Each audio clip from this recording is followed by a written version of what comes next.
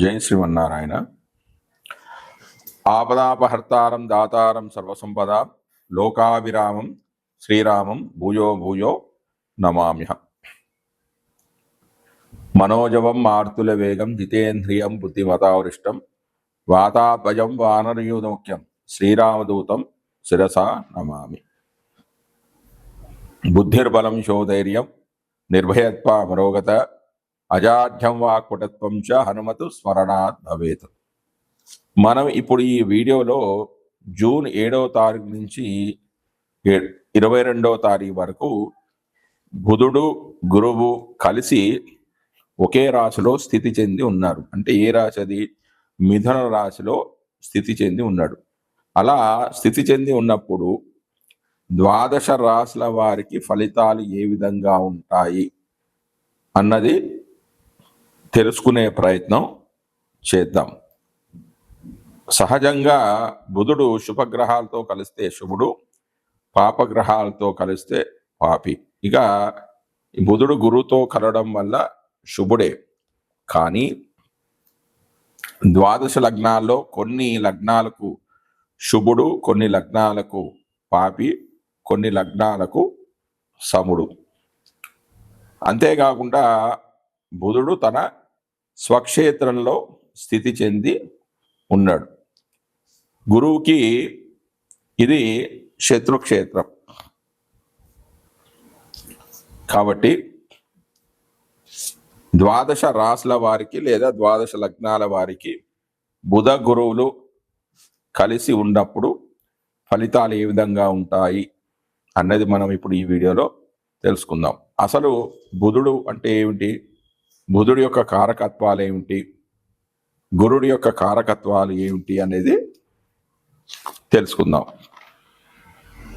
బుధ కారకత్వాలు: వాక్కర్మ విద్య వినయో వివేకో మిత్రం సగోత్రం గణితం శృతీచ్చ విద్వాన్ సుచిరమాతల సంతతిచ్చ శిల్పీ కసానో మృదువాక్ త్రిదోష వాణిజ్య దుస్వప్న సమాన పుంసో వేదాంత మాతామహ యంత్ర మంత్ర వాయీభయో నర్తన కోశ సౌమ్య వాయువ్యకాష్ట ప్రియగోపురేద్యాత్ అంటారంటే ఈ బుధుడు వాక్కారకుడు, విద్యకు కూడా కారకుడు, వినయానికి అంటే సౌమ్యంగా మాట్లాడడానికి, వివేకం అంటే ఆలోచనకు, మిత్రుడు, సగోత్రుడు, గణిత శాస్త్రం అంటే మ్యాథ్స్ టీచర్. అంటే బుధుడు బాగా ఉన్నప్పుడు వీళ్ళు మ్యాథ్స్ టీచర్స్, మ్యాథ్స్ లెక్చరర్స్ కావడానికి అవకాశం ఉంది. వేదం, పాండిత్యం, పవిత్రత, మేనమామ, సంతానము, శిల్పి, కళాకారుడు, బంగారం మొదలైనవి గిట్టు పెట్టడం, మెత్తని మాట, వాత పిత్త కఫ సమప్రకృతి, వ్యాపారానికి కూడా కారకుడు బుధుడు, దుస్వప్నము, శాంతి, నపుంసకుడు, వేదాంతము, మాతామహుడు అంటే తల్లి యొక్క తండ్రి, యంత్రాలు, మంత్రాలు, గుర్రము, భయము, నృత్యము, కోశాగారము, సౌమ్యత, వాయుమందు ప్రీతి, గోపురాలు బుధ కారకత్వానికి చెందినవిగా చెప్తారు.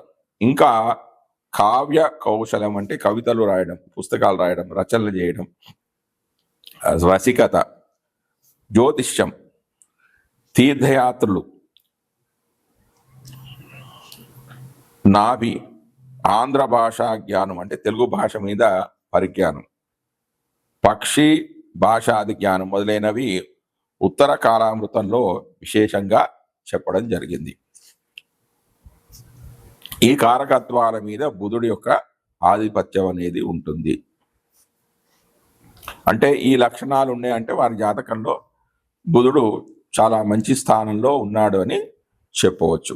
ఇక గురువు యొక్క కారకత్వాలు: సంతాన సౌఖ్యం వటనే పటుత్వం శరీర పుష్ఠీర్ద వినంతనూజ జ్ఞానం మతిస్తంత్ర విచార భూప వినోద వేదార్థ విదోంగ వీర్యం తురంగ సౌఖ్యం స్వగురు స్వకర్మ సింహాసనం గోరద వృద్ధ విప్ర శమీకరాభూషణ సత్యమేదో మీమాంస తీర్థాని యశ సురేజ్ఞాత్ అన్నారు. అంటే వీటి యొక్క అర్థం ఏంటంటే సంతాన సౌఖ్యం అంటే సంతానానికి కారకుడు గురుడు, వక్తృత్వం అంటే రచన చేయడం, శరీర పుష్టి అంటే శరీరం బలంగా ఉండడం, ధనానికి కారకుడు కూడా గురుడే, పుత్రులు జాతకంలో గురువు బలంగా ఉంటే వారికి పురుష సంతానం అనేది కలుగుతుంది. అంటే పురుష సంతానానికి రవి కుజ గురువులు కారకులు, స్త్రీ సంతానానికి అయితే చంద్రుడు శుక్రుడు కారకులు, వీళ్ళు కారకులు అన్నమాట. జ్ఞానం, బుద్ధి, తంత్ర విచారణ, రాజ సమానత్వం అంటే ప్రభుత్వ ఉద్యోగము, వీటికి వినోద ప్రీతి, వినోదం అంటే ప్రీతి, వేదార్థ జ్ఞానం, శరీర బలము, గుర్రాలు, గురువు, తండ్రి నుంచి వచ్చే వృత్తి విద్య, సింహాసనం అంటే మంచి అధికారం, గోవులు, రథాలు, వృద్ధత్వం, బ్రాహ్మణుడు, బంగారు ఆభరణాలు, సత్వగుణం, మీమాంస జ్ఞానం అంటే ఒక విషయం గురించి చర్చించడం, తర్కము, జ్యోతిష్యము. అయితే బుధకారకత్వంలోని జ్యోతిష్యము ధనార్జనకు, గురుకారకత్వంలోని జ్యోతిష్యం అనేది లోకోపకారానికి, శుక్రకారకత్వంలోని జ్యోతిష్యము అనేది పలుకుబడి పెంచుకోవడానికి, యురేనియస్ కారకత్వంలోని జ్యోతిష్యము నూతన ఆవిష్కరణలకు ఉపకరిస్తూ ఉంటుంది. ఉదర రోగాలు, పెద్దన్న, తపస్సు, రాజగౌరవం, శివోపాసన, వాత కఫ ప్రకృతి మొదలైనవి ఉత్తర కాలామృతంలో చెప్పబడ్డాయి. ఇవి బుధకారకత్వాలు, గురుకారకత్వాలు. ఇప్పుడు వీళ్ళిద్దరూ కలిసి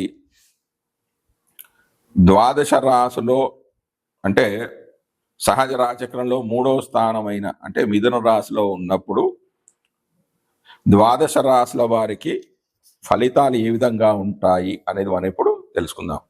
మేషలగ్నము లేదా మేషరాశి వారికి బుధ గురువుల యుతి వల్ల అంటే మిథున రాశిలో కలవడం వల్ల వారి కలిగే ఫలితాలు ఏమిటి అంటే బుధ గురువులు 3వ స్థానంలో స్థితి చెంది ఉన్నారు. మేషలగ్నానికి గురుడు యోగకారకుడు మరియు లగ్నాధిపతికి మిత్రుడు. అంటే మేషలగ్నానికి నవమ వ్యయాధిపతి. అంటే శుభగ్రహానికి కోణాధిపత్యం పడితే ఆ గ్రహం శుభ ఫలితాలను ఇస్తుంది.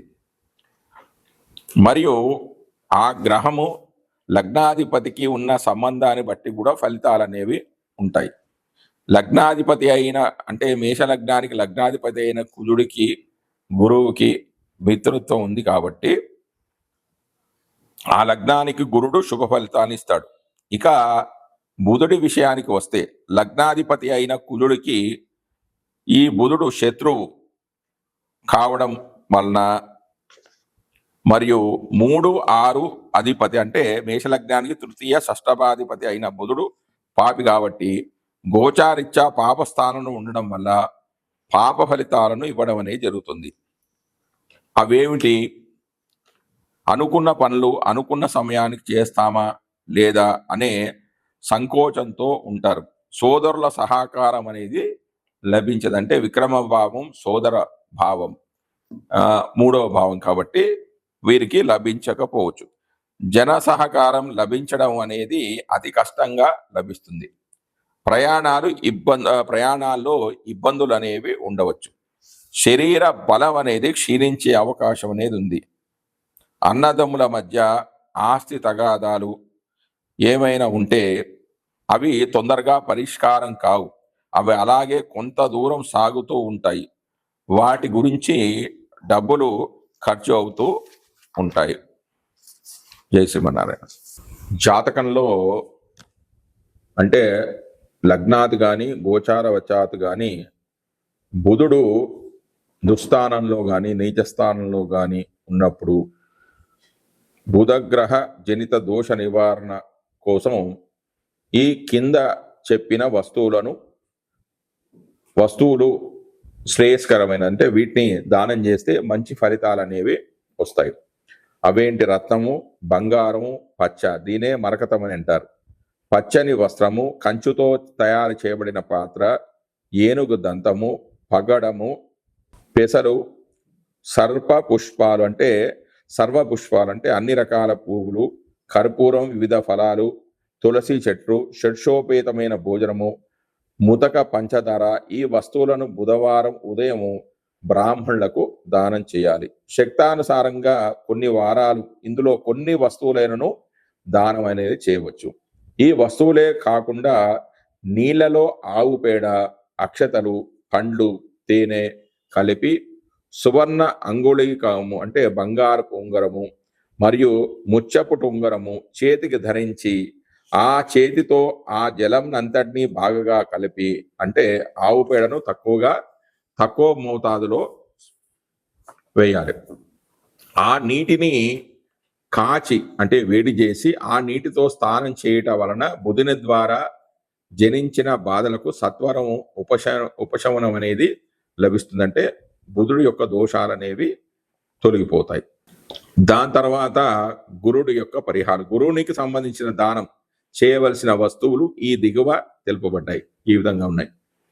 పుష్యరాగం అంటే కనక పుష్యరాగము, బంగారము, భూమి, ఉప్పు, పంచదార, పసుపు, నెయ్యి, శనగలు మొదలైనవి మరియు చిత్రాన్నం అంటే పులిహోర, తేనె, గొడుగు, పుస్తకము, పసుపు వస్తువు, పసుపు రంగు పువ్వులు, పసుపు రంగు పండు, కంచు పాత్ర మొదలైన వాటిని గురువారం నాడు ప్రాతకాలంలో బ్రాహ్మణులకు దానం చేయవలను. ఈ విధంగా శక్తానుసారం కొన్ని పర్యాయాలు దానం చేసినట్లయితే గురుగ్రహ శాంతి అనేది కలుగుతూ ఉంటుంది. స్థాన విధి.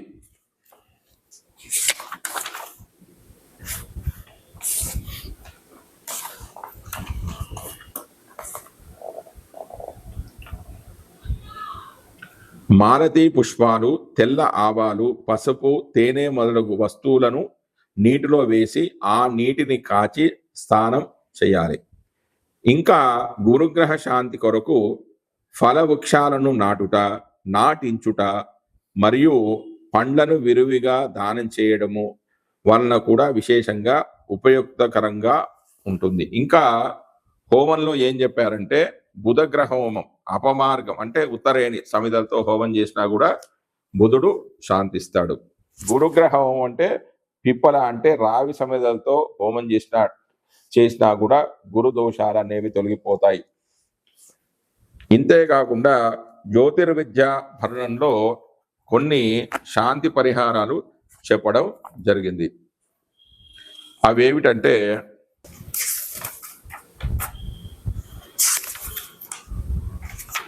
బుధ శాంతి స్థానం. హేమ అంటే నాగకేసరము, మూలం అంటే పుష్కర మూలము పేలాలు, వీటిని వరి పేలాలు అంటారు. ముత్యాలు, గోరోచనం అంటే బలిసిన ఎద్దుల పిత్తకోశంలో ఉండు పసుపు పచ్చని ఉండ, తేనె, పంచగవ్యం ఇవన్నీ కూడా కలిపిన నీటితో స్నానం చేయవలను. బుధ దోషం అనేది తొలగిపోవును. తర్వాత గురు శాంతి స్థానము. బృహస్పతి అశుభ స్థానములో ఉన్నప్పుడు, బృహస్పతి అంటే గురువు అశుభ స్థానంలో ఉన్నప్పుడు తెల్ల ఆవాలు, ఎస్టి మధుకము, నీరు, మల్లె చిగురాకులు, మల్లె పూలు, యూధి అణువులు అంటే మల్లెలో చాలా రకాలు ఉన్నాయి. హిందూలో జుమి చమేలి అంటారు దీన్ని. వీటితో స్నానం చేసినచో రోగాలనేవి తొలగిపోతాయి. జై శ్రీమన్నారాయణ.